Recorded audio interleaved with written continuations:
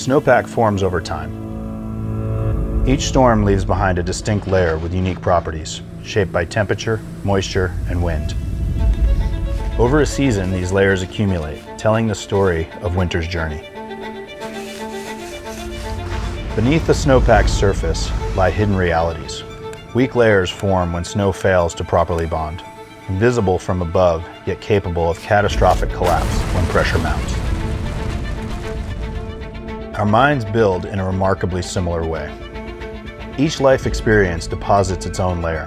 Unprocessed grief, childhood wounds, or persistent insecurities may lie dormant, unseen by others, and sometimes even ourselves. These fragile layers can suddenly give way when life applies pressure, triggering a mental health avalanche that seems to come without warning.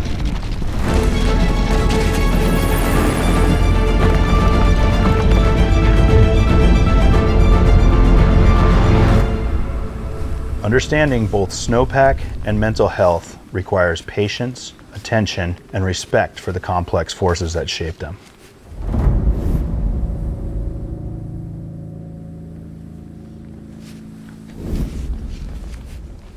Everyone learns to cope with triggers differently. My generation was taught to not deal with it, just bury it, rub some dirt on it, and shut up and do your job. I'm JamieWeeks. I grew up in upstate New York in the Catskill Mountains. Skiing in the 80s was boring. It was super formal. And snowboarding's punk rock, and I wanted punk rock. I wanted to go further and harder and faster, and I just really fell in love with that sport. I started teaching snowboarding right away, started racing. All the magazines back then were Jackson Hole's best terrain in the country. I moved out west the next year. When I got there, I realized how out of my element I was as an East Coast racer. The top of the tram and looking at Cody Peak, people ski that? I was learning to love powder.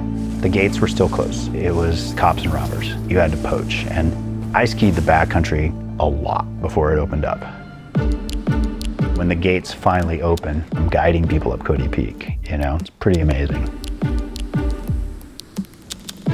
This is when I met Doug Coombs. Doug was like, you gotta come to Alaska. And Valdez was the crown jewel in the skiing world. So I just chased it. There were definitely people who said I couldn't do it. You can't be an Alaska heli ski guide on a snowboard. Tons of resistance. Doug and Emily accepted me as a snowboarder and said, yeah, you can do this. I did just about anything I could, from driving vans with clients, tuning skis, being the base radio operator. Eventually I became the first snowboard guide at their company. It was so early on in the snowboard guiding world. All of this stuff was trial and error. I'm very fortunate to still be here because I made a lot of mistakes, and we all did back then. I'm glad I went through that learning process. I think it made me a better guide and helped my career to become what it is today.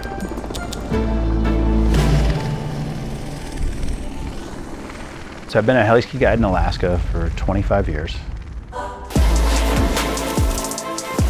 And I do a lot of film production guiding. Gust to 21 out of the north-northeast. There's available snow for transport, and it is moving. I'm the director of TGR's annual safety and rescue course. Lane 1. 25. Front strike. 3 beacons located. I work as a fly fishing and whitewater raft guide in the summer. I'm an AMGA certified splitboard guide and teach a lot of Avalanche courses. ECTP 20. When I got into this, it was all about being paid to have fun. Unfortunately, if you're in this business long enough, you're gonna lose people. When Doug Coombs died, it was earth-shattering. Losing a friend, a mentor. I've lost numerous friends doing this job, seen accidents. I've helped with rescue. There's a lot of trauma that exists in this world. I personally was caught in an avalanche years ago, and I didn't talk to anybody about it. And I didn't realize how deeply affected I was by it. I just buried it and kept moving on, but it came out in other ways. My response to the pressure of this job brought out the worst in me. I felt like I was easily aggravated, susceptible to blow-ups. I had the career I'd always dreamed of, but if I was going to continue to work in this environment, I needed to work on my mental health. Talking with a therapist has helped me significantly.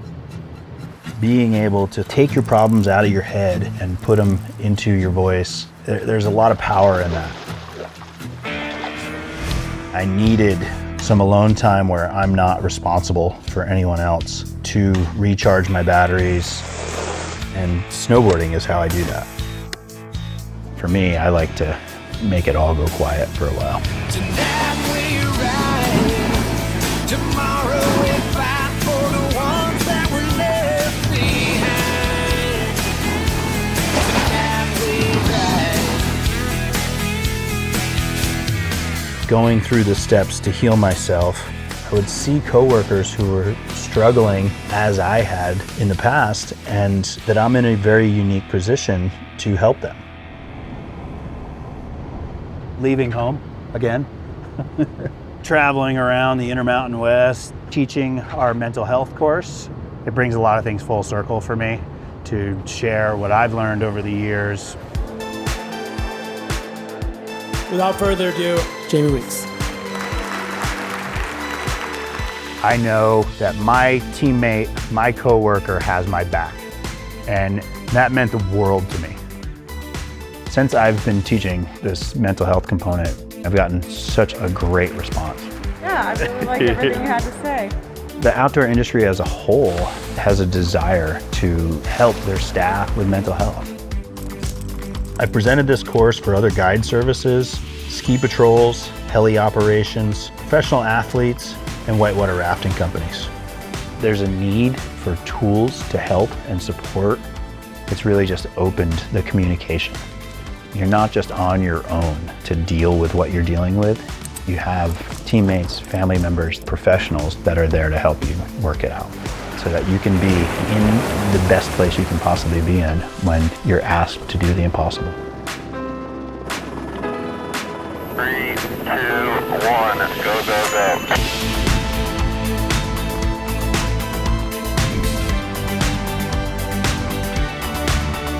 This is the third year I've done a mental health workshop for TGR, and it's been so rewarding.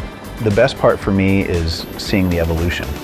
Yeah, this is like a vertical wall here, boys. We've made it okay for them to say no today. You know, I'm not feeling it today. This is wrong, that's wrong. Not feeling good about the snowpack, not feeling good about skiing anything here. When you get back in the heli, go somewhere else. We've recognized it as a crew. There's things that we can do to help each other's mental health. What's your feeling? I want to know what's up. Are you all good? There's big terrain, there's big consequences. You have to be focused.